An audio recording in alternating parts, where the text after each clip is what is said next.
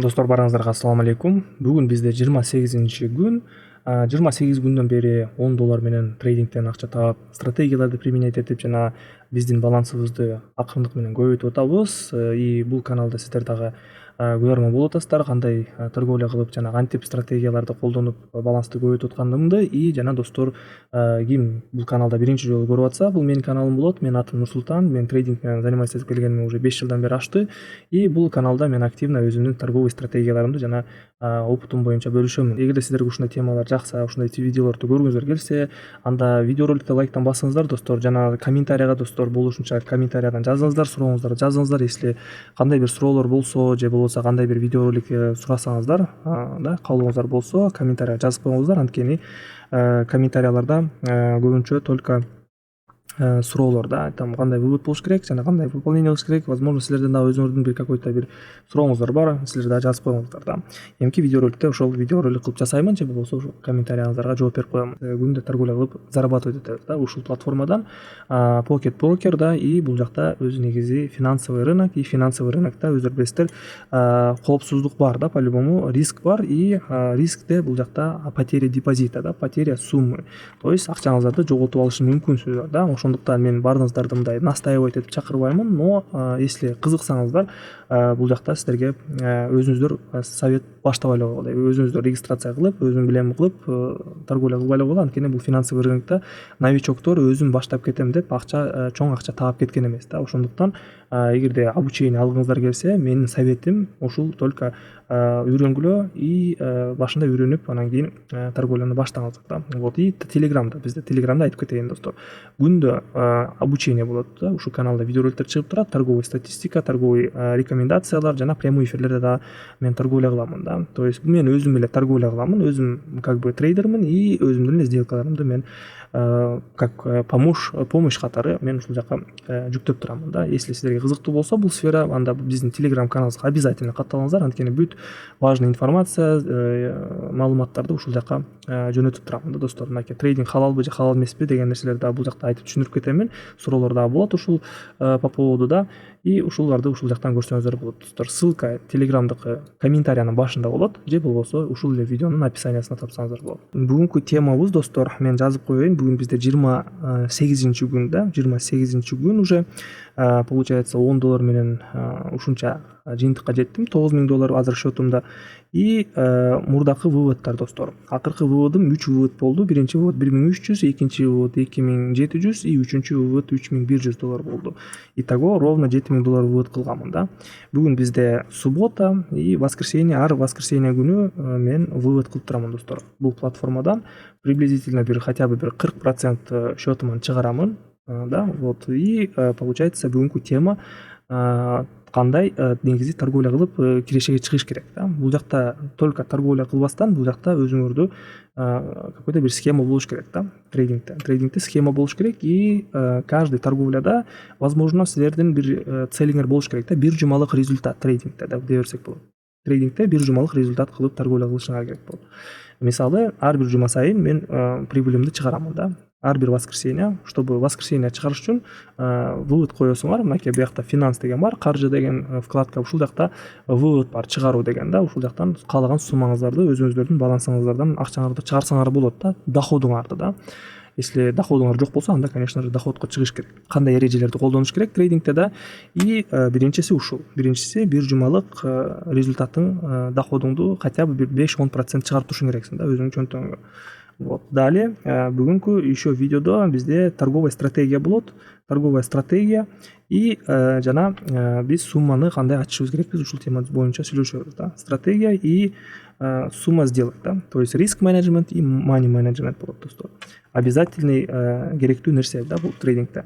Риск менеджмент, money менеджмент деген нерсени менен силерге түшүндүрүп эле коеюн. Анткени бул каналда мен уже көптөн бери бармын, и менин каналымда ушул тема аркылуу видеороликтер толтура, ушул видеороликтерди көрсөңүздөр болот достор. Итак, давайте анда эмесе баштай берели торговлябызды. Валютная пара AED теневая OTC. Сразу эле бизде бул жакта валютная пара ачылып туруптур, и бул жакта мен байкашым боюнча давайте быстренько 15 секунддук таймфрейм, 10 секунддук таймфреймди байкай кетейин. И бул жерде бизде азыр мынакей восходящий эң максимальный пикте турат графигибиз. Бул жакта мен азыр так 1 минутка ачамын. 1 минуткө биринчи сумма инвестициям давайте $50 кылайын да. $50 1 минутка снижение кача берейин. Эмнеге бул жакта понижение качтым? Бул жакта бизде графигибиз азыр эң үстүнкү уровеньде турат да, мынакей. 10 секунддук таймфрейм, сделкабызды 1 минуттан ачып атабыз. Если 1 минутка ачып атсак сделкабызды, анда бизге 5 секунддук жана 30 секунддук таймфрейм жетишет достор. Мынакей 30 секунддук таймфреймде бул жакта мурунку эле ситуацияларды байкайбыз. Графиктин мынакей астыңкы уровень бар жана үстүнкү уровень бар. Мынакей бул жакка келген, бул уровеньден резкий падение айланган. Бул жакта дагы келген, резкий падение. 3-чү касание резкий падение, 4-чү касание резкий падение. Значит, бул жакта күчтүү продавец бар экен. Именно ушул баада да, мынакей баасы бул жакта болот. 1.88 309. Бул жакта продавец бар экен, и ошондуктан графикти бул жакта көтөрүзбөй атат да. Ошондуктан бул жакта сделкамды понижение качтым и биринчи сделкамды успешно плюска жаптым да. И мынакей астыда дагы уровень бар. Астыда дагы уровень бар, поддержка. Бул жакта дагы сатып алуучулар бар. Бул жактан биз покупкага чыгышыбыз керекпиз. Давайте 15 секунддук таймфрейм коелу. Мынакей 15 секунддук таймфреймде сразу көрүнүп турат астыңкы уровеньдерде кайсыл жерден график кайткан, и ушул жактардан приблизительно бир точканы таап покупкага ача берсек болот да. Самое главное, коркпош керек. Сделка ачып атканда ачтың да.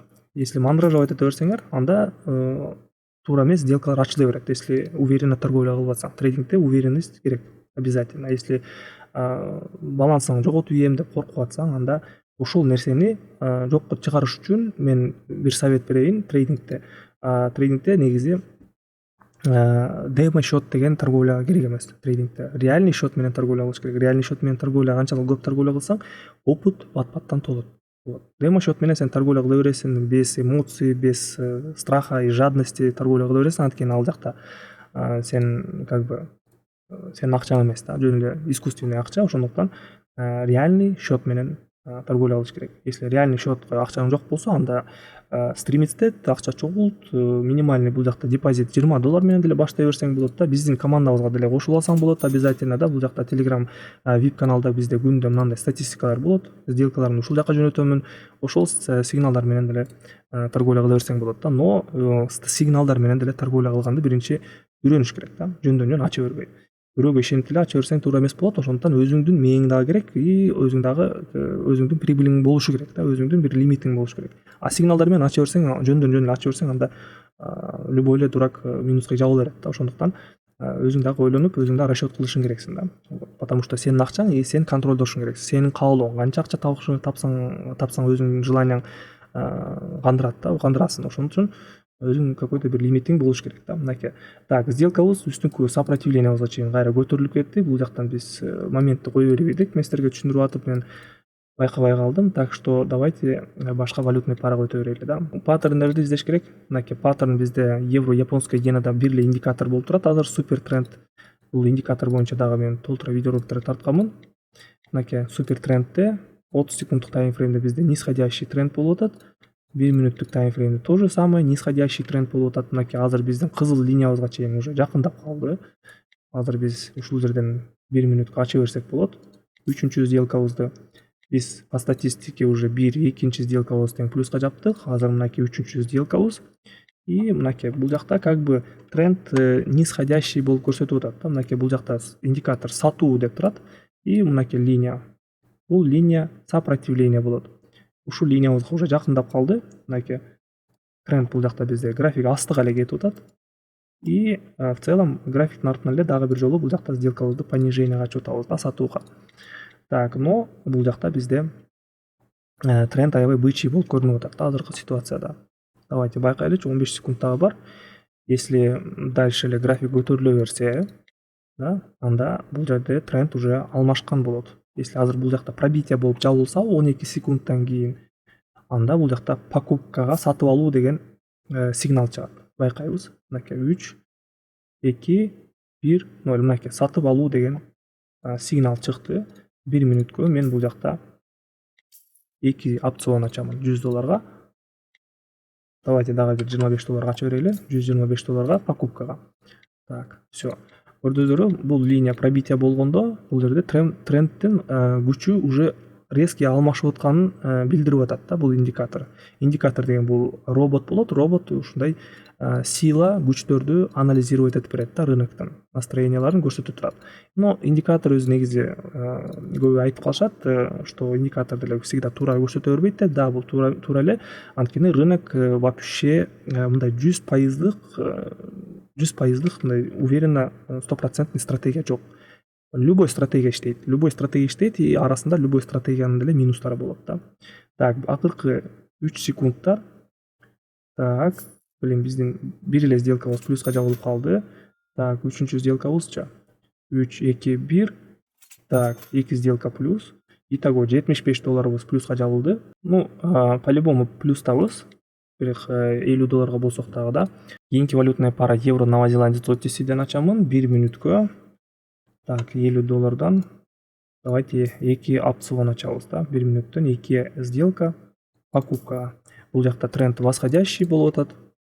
Тренд восходящий и по тренду покупкага ача беребиз. Мынакей бизде бул жакта уровеньдер бар экен. Уровень сопротивлениялар. Да, мынакей. Бул жакта да уровень бар экен. И тренд өзү негизи бул жакта разворот бычий болуп атат да. Если мондай карап көрсөк, бул жакта бизде мынакей бир подъем, коррекция, подъем, коррекция, анан бул жакта подъем болуш керек да. Азыр мынакей ретесттен приблизительно ушул жерлерден покупкага дагы ачсак болот да, перекрытие. Даярданабыз.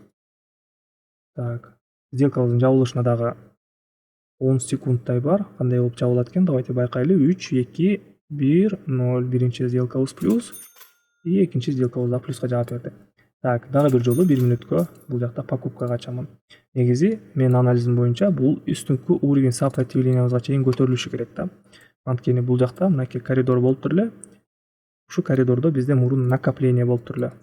Ушул бааларда бизде көп жолу торговля болуптур да. И бул жакта бизде мынакей снижениега айланып кетиптир. Бул жерде двойное дно. Далее бул жакта мынакей азыр возможно чаша с ручкой болушу мүмкүн паттерн. Бул трейдингде паттерндар иштейт. Мынакей паттерн чаша. Ушул уровеньден, үстүнкү уровень сопротивлениядан бизде азыр график ушака чейин көтөрүлүш керек да. И возможно ушул жакта бизде кийинки сделкабыз снижениега болот достор. Давайте байкайлы. Сделкабыздын жабылышына 10 секунд. Сделкабыз успешно жабылып атат.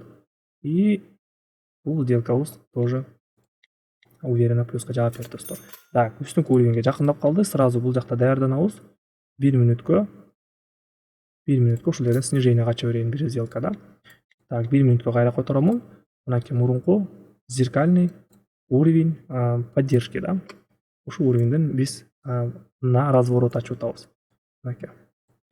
Бул жакта дагы мен ойлойм азыр небольшой разворот болот деп. Да, кээде ситуация болот, пробитие болуп калышы мүмкүн да, ложное пробитие болуп калышы мүмкүн.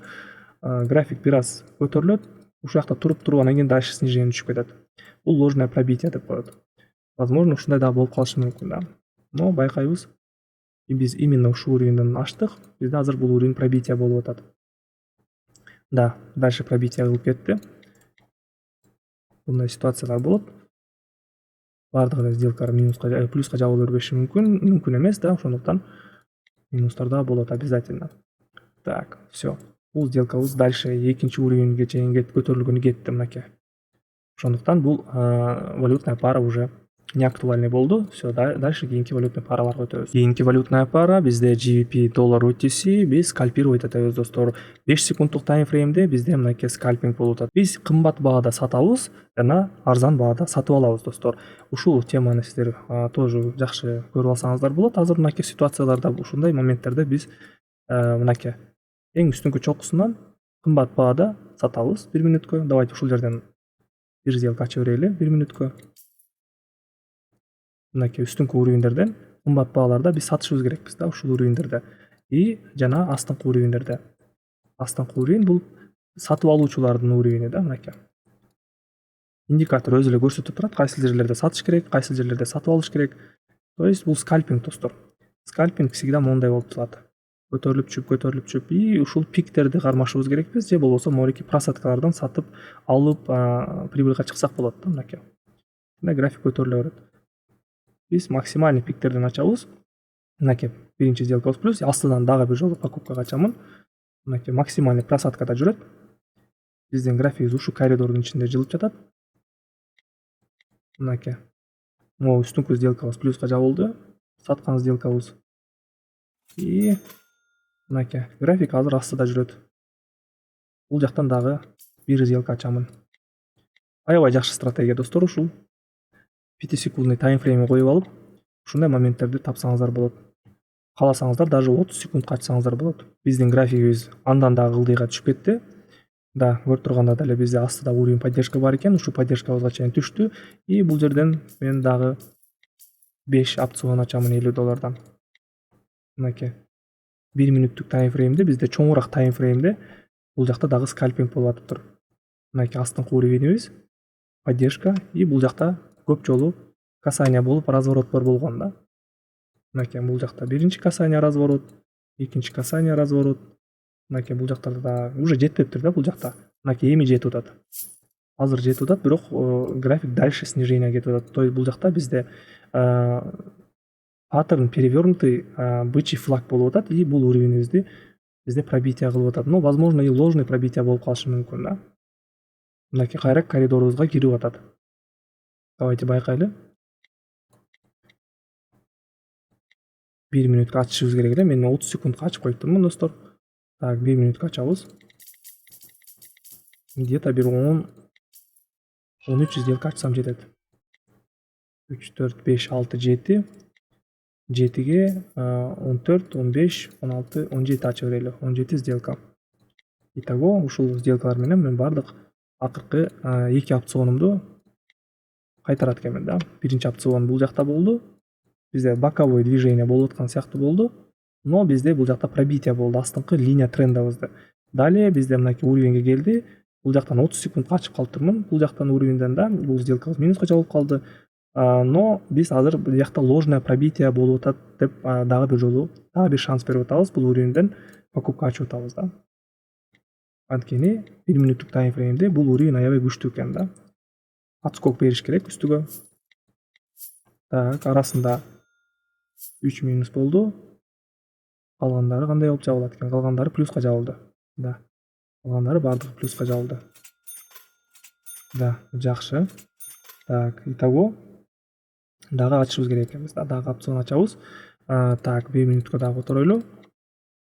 Дагы бир жолу 1 мүнөткө биз покупкага ачып беребиз. Дагы бир 12 сделка ачайын. Анткени мындай санап көрсөм, биз жана 17 сделка ачтым эле, 17 сделка. Анын болгону бир 5 эле сделкасы, 5 эле опционум плюска жабылыптыр да, калгандары минуска жабылып калыптыр. Ошондуктан дагы 12 сделка ачтым. Ушул менен бардык минустардымды кайтарамын да. Итого получается бул жакта бир сделка плюс-минус возврат болду и 2 минус болду да. Бул уже 4-үнчү сделка болуп атат. Мынакей сатып алуу деген даже сигнал чыгып атат бул жакта 15 секунддук таймфреймде. И бул уровеньден азыр отскок бериш керек. Негизи бул жакта паттерн бизде линия восходящий болуп аткан эле. Тренд восходящий болду, но бизде мынакей линия трендибизди пробитие кылды, далее кийинки уровеньге келди, и бул жакта ложное пробитие кылды да, анан дальше көтөрүлүп кетип атат график. Көрдүңөрбү? Так, все, отлично, плюска жаптык. Валютная пара JOT-China OTC парасы, бул жакта бизде тренд нисходящий. 1 мүнөттө бул жактан накоплениядан сатабыз. Бизде бул жакта тренд нисходящий болуп атат. Давайте биз менен анализ кылайлы 30 секунддук таймфреймде. И байкайлы да, мынакей бул жакта бизде кандай ситуация болуп атат? Паттерн накопление болуп атат и далее продолжение. То есть мынакей бизде могул жакта накопление болду. Да, бул жакта бизде тренд нисходящий болуп келген. Мынакей продавецтер кайрадан графикти түшүрүп атышат. Бул жакта график накапливаться этти ушул диапазондун ичинде. Да, мынакей бул жакта накапливаться этти график, и бул жакта выход болуп атат. Выход бул коридордон астыга. Мынакей пробитие кетти, астыга түшүп, и бул жакта графиктин артынан эле биз сделкабызды понижениега ачабыз достор. Астыда дагы бул жакта уровень бар экен, поддержка, мынакей, и ушул уровеньге чейин түшүшүн күтөбүз достор. Мынакей ушул уровеньге чейин келип түштү. Мынакей. И дагы 5 секунд сделкабыздын жабылышына, и бул сделкаларыбызды успешно плюска жаптык достор. Балансты $305 чейин көтөрдүк. Плюс-минус $250-300 прибыльга чыктык. Ушундай достор, трейдингде көп торговля кылганга эч пайда жок. Канча прибыльга чыксак, канча минуска чыксак деле торговляны токтош керек. Ошондуктан биз темен кийинки видеолордо көрүшөбүз. Каналга катталабыз достор. Сурооңуздар болсо комментарий жазыңыздар жана телеграмыбызга катталыңыздар. Ссылка комментариянын башында болот. Кийинки видеодо көрүшөбүз. Баарыңыздарга ассаламу алейкум.